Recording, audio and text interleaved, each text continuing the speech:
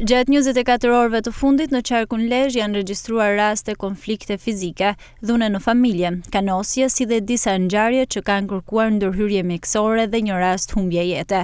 Sipas njoftimit zyrtar të policisë, shërbimet e komisariatit të policisë Lezhë referuan materiale në prokurori dhe nisi procedimi penal në gjendje të lirë për shtetasit KG 20 vjeç, RG 21 vjeç, KH 29 vjeç dhe AH 25 vjeç, të gjithë banues në lagjen Skënderbeg. Këto dyshohet se për motive të dobta janë konfliktuar fizikisht me njëri tjetrin, ndërkohë shërbimet e komisariatit të policisë Mirdit shpallën në kërkim dy shtetas. EP 34 vjeç banues në Rubik i dyshuar për ushtrim dhune ndaj bashkëshortes së tij, e cila është pajisur me urdhër mbrojtje, dhe MG 28 vjeç banues në Tiranë, i dyshuar se ka kanosur një 58 vjeçar për motive të dobta. Policia po punon për kapjen e tyre, ndërkohë materialet proceduriale janë referuar prokurorisë së Lezhës për veprime të mëtejshme.